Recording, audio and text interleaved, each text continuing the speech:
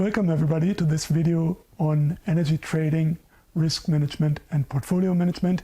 Today we will cover risk management with a focus on price risks. We will start this video with an analysis of the current portfolio value.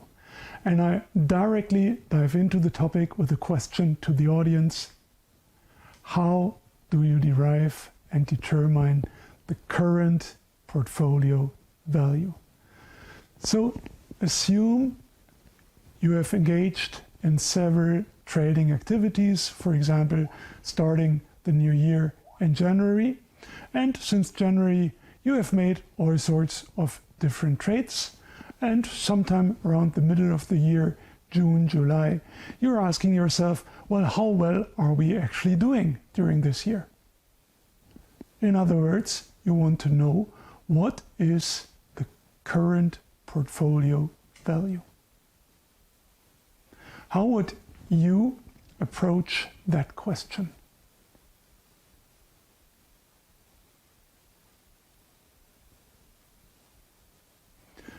Probably, hopefully, of course, stop the video briefly and think about it for a moment.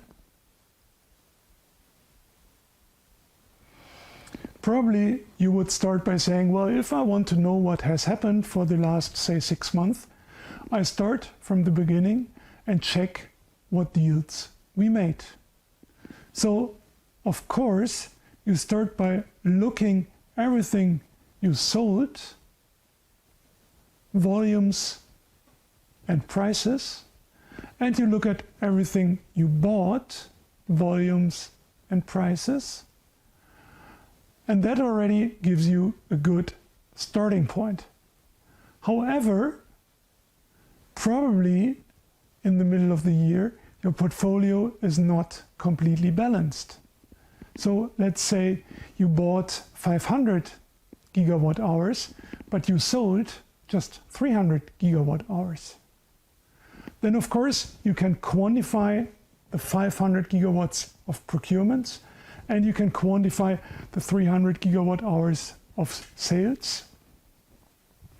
But, gigawatt hours, of course, but you still have a long position of 200 gigawatt hours. And what's the value of that long position? Well, you already have the tools at your disposal by now in this class. You determine the current value of the open position at market prices. So you mark the position to market, or M to M, the position. So this depends on the future contract prices of the delivery period. The value of the open position is the potential income from sales of long positions minus potential costs for closing short positions. Just in brackets, note, because of the required hourly analysis, the open position often includes both long and short positions. During certain hours you may be long, during other hours you may be short. Of course, you need a risk monitoring for the open position, that is the transactions not yet realized. We will come back to that later on. But first of all, we are interested in this value. Question now is, how do you determine the value of the open position? So if we are interested in how are we doing in general, the whole portfolio value, it's easy to assess all procured energy and all already sold energy. However, what's in that case missing is the value of what still needs to be sold or bought to flatten the portfolio. So what is lacking is the value of the open position. And this value of the open position, V, is equal to the sum over all 15-minute intervals or hourly intervals of the open position in terms of energy amounts, for example, megawatt hours in that hour, multiplied with the price of that hour. The problem typically is the open position varies from hour to hour, maybe even from quarter hour to quarter hour, but let's keep it simple and assume it's an hourly open position. Because where's this deviation coming from? Purchases are mostly done with standard products, base or peaks. So base delivery during all hours of the delivery period, or peak during hours from 8 to 8 during the delivery period. While on the sell side, you have customer-specific hourly consumption profiles. So the demand your customers have varies by the hour. And the difference is varying by the hour. So the open position varies from hour to hour. Why is this problematic? Go back to the value of the open position. V is equal to the sum of all hours, or over all hours of the open position, the energy amount by the hour, which we just said is different, times PT, the price of that hour. And if you're interested in the trading, you have been trading contracts for next year. And now you have an open position for next year, which varies by the hour. And now you want to determine the value of that open position. Where's the problem in the formula? Do you maybe know? Think about it again. You do know the open position by the hour for next year, typically, at least approximately. But do you also know the price for every hour of next year? The answer is no. How are you supposed to? Think about what we know for next year. We have looked a few videos back intensively and extensively at the wholesale market, forward, futures, contracts. But forwards and futures, we said, are typically standardized products, for example, front year base contracts. So what you can do today easily is look at the price for the front year base contract. But that is the price you would have to pay if you want to buy 1 megawatt hour delivered in each and every of the 8,760 hours of next year. But we just said, well, we don't have that. The open position varies from hour to hour, so we need hourly prices. And the front year baseload contract cannot give us that, at least not alone. What is the solution? What is needed?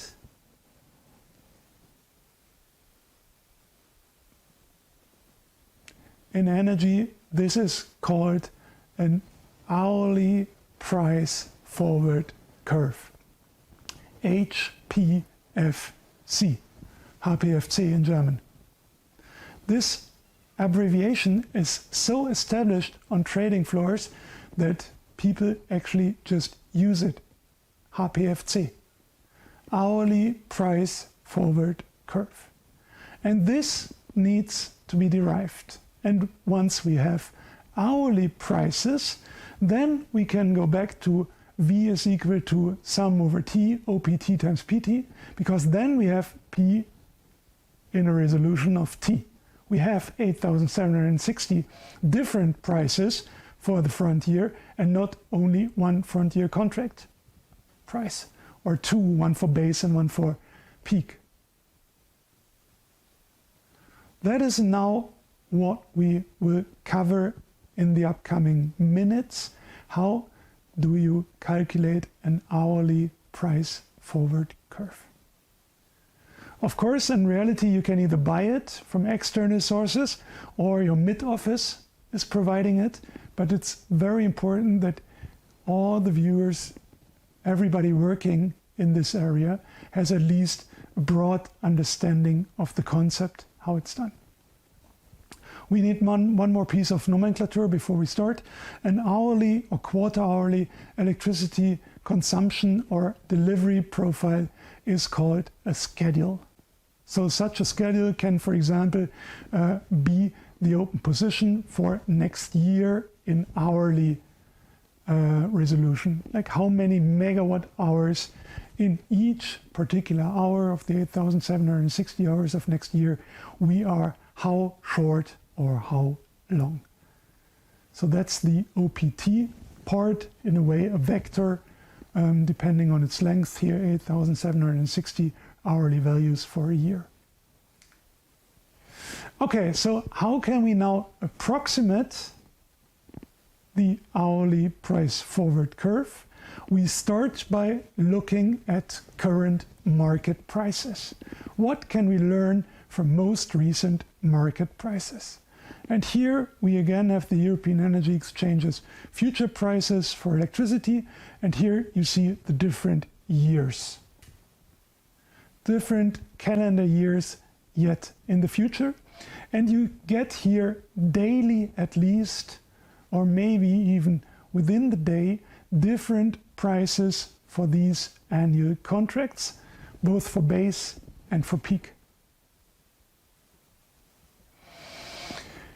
Again, you see the liquidity issue. Typically, you have the highest volumes, like volume exchange, for the front year. Here you see that next year has by far the highest traded volumes. And then it gets less and less, and 5, 6, 7 years from now, you may still see a settlement price, which is found by calling around, asking traders, but you don't have any traded volumes for that. So the further out it goes, the more of an approximation it gets. But the most recent prices are very trustworthy because that's how the market actually trades. So that's what you get as a starting point from, for example, the power exchange, annual prices for base and peak. Then, luckily for us, the exchange provides more. It also provides quarters.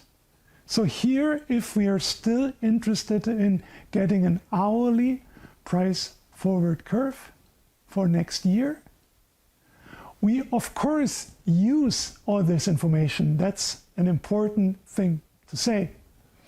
So if we want to specify our hourly price forward curve, we know from the last slide, the annual data, what the base should cost. So we know that the average of all the 8,760 hours of that year is equal to the base price for the front year. We know that the roughly 3,300 peak hours cost what the peak annual contract costs. And here we get additional information. So far we still could shift upwards and downwards any given hour, just compensating another hour so that the average remains unchanged. So we won't ever change the average, but we can still vary the different hours. Here we get additional information. Here we get quarters of the year. So first quarter, January to March, and an average base price for that.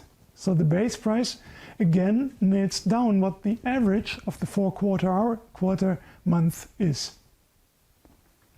Second quarter, April, May, June. Third quarter, July, August, September. And fourth quarter, October, November, December. And here, these baseload quarter contracts quotations show us where the average for that quarter should be. Because typically, an hourly price forward curve, to the best of your ability, reflects the market prices. So now instead of just having one base price, we have 4 different base prices for the year. Typically, the summer is a little bit lower than the winter. And that can be based on real-time, accurate information where the market currently sees the front year.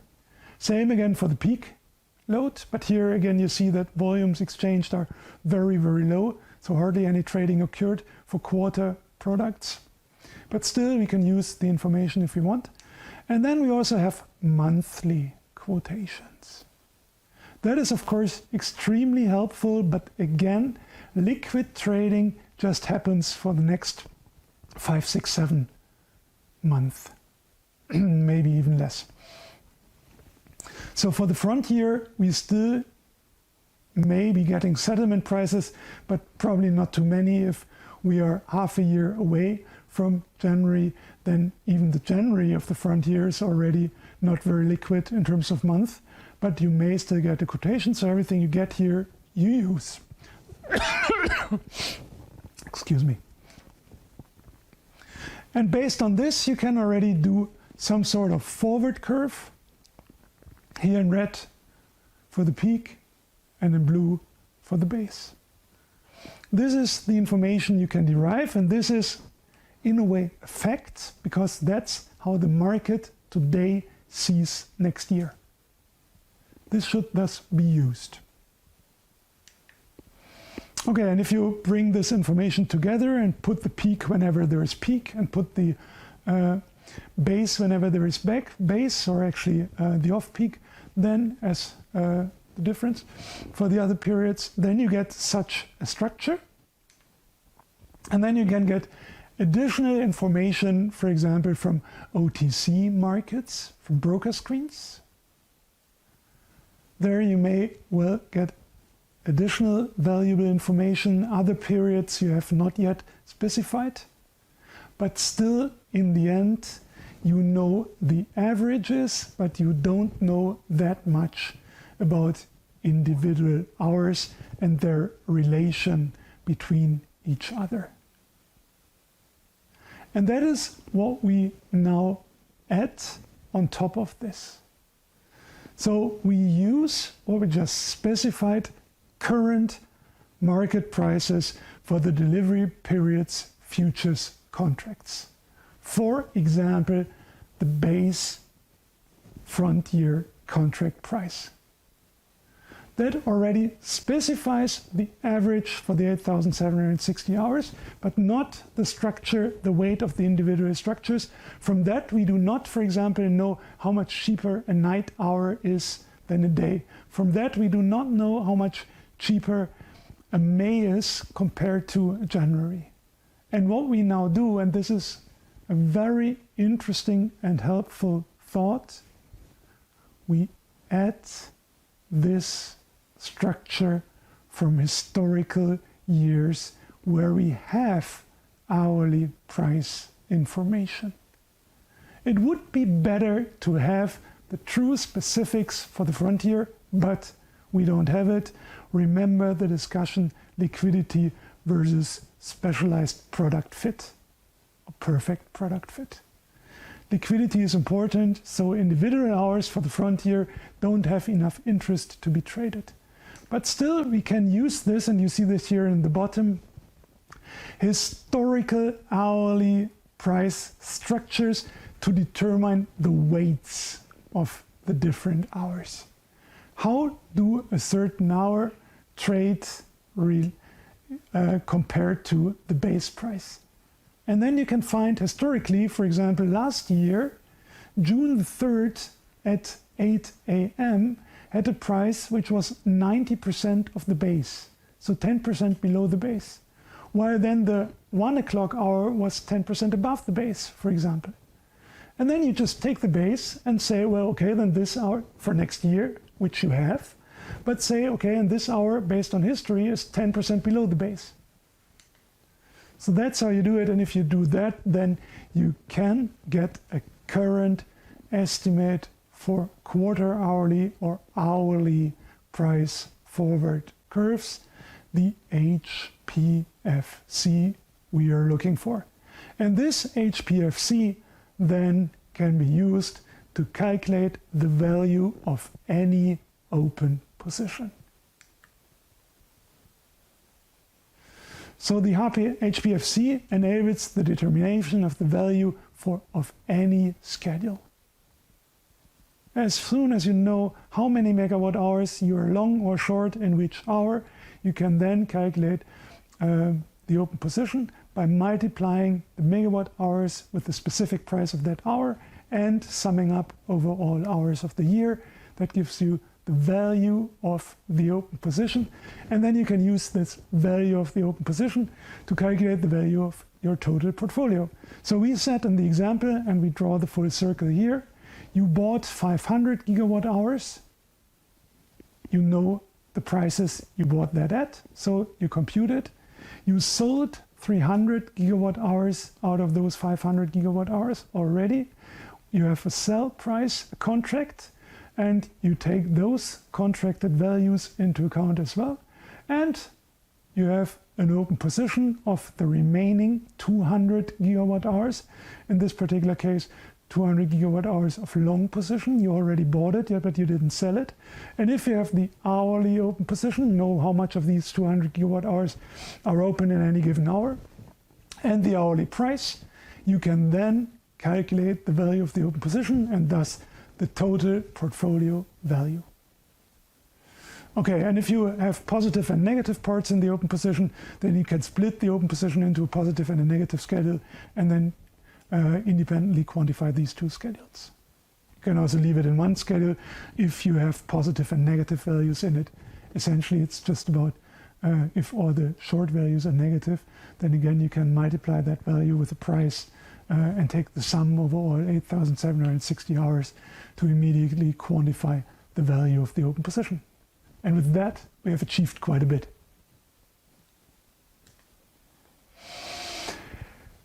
Okay, that's what we were aiming for, the current portfolio value. Now that we have finished that, we can discuss risk indicators. How do we do risk management and why do we need risk indicators? So far we have looked at different types of risks in 3.1. We have analyzed credit risk and price risk as very important risks, but we have not really analyzed how we should monitor these risks and why we actually have to preemptively be careful and watch these risks.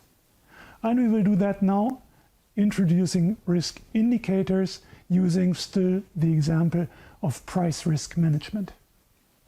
Again, a lead question to get us going. Why do companies not wait until the current portfolio value exceeds the risk capital before acting?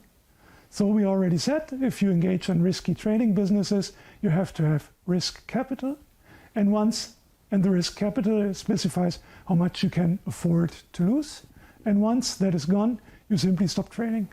And here the question is, why do not wait until the current portfolio value exceeds the risk capital for the first time and then close the position?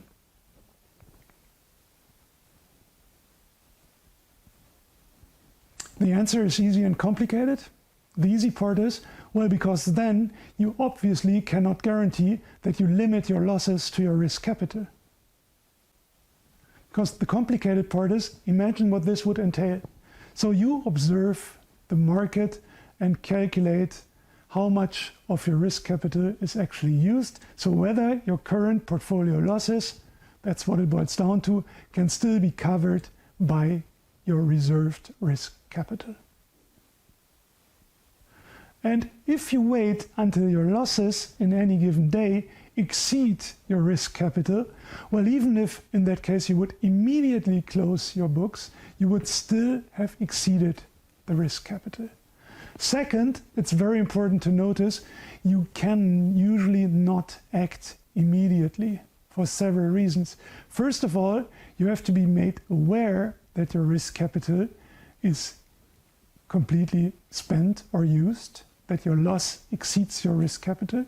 And this loss, of course, changes in real time depending on the price values, depending on how the value of the open position we just discussed changes in real time. Every change in the forward or future contract changes the value of the open position. And if then you have, for example, which may well happen in medium-sized trading companies, you have a daily risk management. And if here you wait until the potential loss exceeds the risk capital, would imply at the end of yesterday's trading, the final settlement course came at a level that the risk capital is exceeded. Then next morning, typically you transport that information within your company.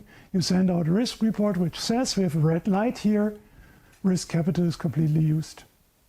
And then it goes down the chain to the relevant trader, and then that trader gets the information at some point, but not necessarily in the morning at 7 a.m. Well, better close this position. And then the trader sits in front of the screen, but the market can again be somewhere completely different. It's very typical that the next morning does not really one-on-one pick up where last night's price ended. So you do not always start trading at the settlement price. A lot can happen overnight. Prices in the morning can go up or can go down or whatever. They don't necessarily start at yesterday's settlement level.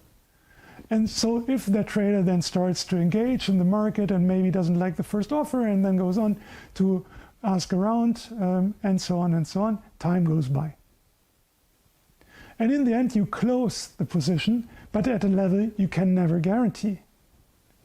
It may well be significantly above your risk capital in terms of losses. Depending on, for example, if you have a bad market trend, you were betting and hoping for rising prices, but prices went down, and they went down and down and down. And last night, your risk capital was exceeded. This morning, it went further down, and at some point, you sold the open long position, but at an even longer price. And you can never guarantee, or at least close to guarantee, that you will remain within the risk capital. That's why companies do not wait until the current portfolio value exceeds the risk capital. Risk management has to be proactive. You have to look at what could happen tomorrow to our open position. Everything that's already under contract is not affected by price changes, so it's not open to price risk. Remember the definition of price risk. Price risk is just affected by the open position, the size of the open position, and the speed and order of magnitude of changes in prices. So this price risk and the potential additional loss we want to cover with the risk capital can only influence the open position, so that's what we have to watch. However, we have to do, as I said, just to repeat, this proactively, meaning we have to check what can happen to the value of the open position in the future until we can close the position. For example, 1 day in the future, maybe even 2 days in the future, but typically you just look 1 day in the future.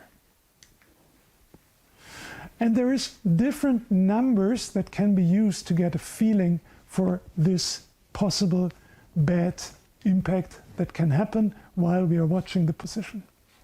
The first is the so-called stress value. This is a risk indicator. The stress indicates the change in the value of a portfolio from today to tomorrow, which can be expected in the worst case. And then you say we should have enough risk capital so that the stress value does not exceed the remaining risk capital. But that, of course, implies you have to act again proactively.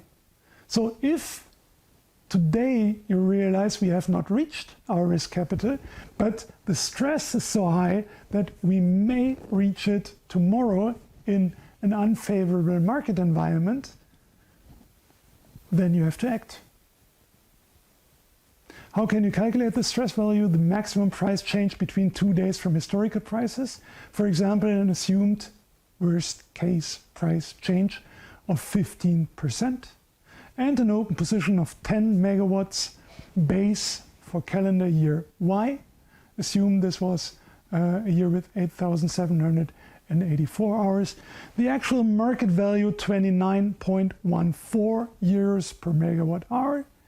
And the stress in that case, simply multiply everything, 29.14 euros per megawatt hour times 10 megawatts times 8,784 hours times 15% gives us a stress value of 383,949 euros. That's stress as a risk indicator. Then we have the value at risk as a risk indicator. The value at risk, also VAR, is the maximal possible loss a portfolio can suffer under normal market conditions with a given probability, for example, a confidence level of 99%, within a specified period, for example, 1 day. The value at risk is, just to repeat, the maximal possible loss under normal market conditions with a given probability level and a specified time period. We can determine this value at risk with different methods: historical simulation, analytical methods, and Monte Carlo simulation. I find very intuitive the historical simulation, so we show this. Again, we use historical information, for example, 300 past trading days, and we analyze the time series of price changes for the last 300 trading days. We say, look, what happened the last 300 trading days, roughly a year, is normal. And then we can derive daily price changes. You see them here in blue. They go from roughly 2.5%, which is the maximal increase, down to -2%, which was the maximal decrease from one day to the other, and all different values in between. That's step 1. Analyze the last 300 trading days. Step 2. Apply historical price changes to the current price and evaluate the portfolio with the resulting prices. So here we use these historical price changes, apply it to the open position, and calculate what that means for our portfolio in euros. So here we determine the euro absolute change of the portfolio value. And here in this example, for example, you see it could go up somewhere between 50 and 75,000 euros from one day to the next, or it could go down roughly 50,000 euros from one day to the next. Okay, but again, we are not so much interested here in the best cases. The value at risk is only, risk management is always dealing with the worst case. So if we make a profit, that's how we approach this whole thing. Otherwise, we wouldn't be trading. That's good. But that's nothing the risk management has to worry about. As long as we are making profits, everything is fine. Risk management is for the situation when things are not fine. So here we look at the changes of portfolio values which are negative, losses. And we can now, in a third step, sort this in an ascending order, starting on the very left with the highest loss. We said roughly 50,000 euros minus was the highest loss we had. And here now we have 300 values, exactly the same, 300 portfolio changes in euros, but sorting them from worst to best on the right. Again, we are just interested in the worst cases.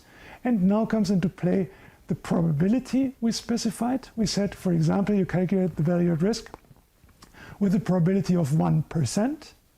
That implies here we discard the 1% most unfavorable value changes. That's the confidence level of 99%. And then the next most unfavorable value is the value at risk. Easily done. We have sorted the value changes. We know we have 300 trading days. That's actually why we choose 300, which is more than a year, as I said. And 1%, however, of these 300 exactly is 3 trading days.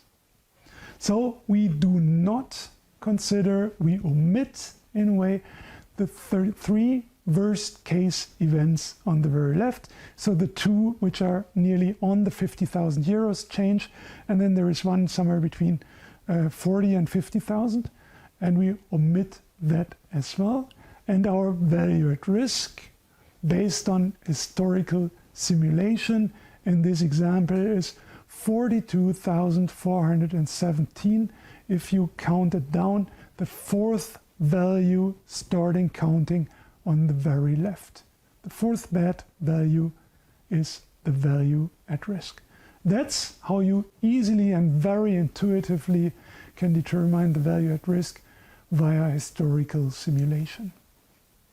Advantages: it's relatively accurate if you believe that the future will remain as the present or the past 300 days.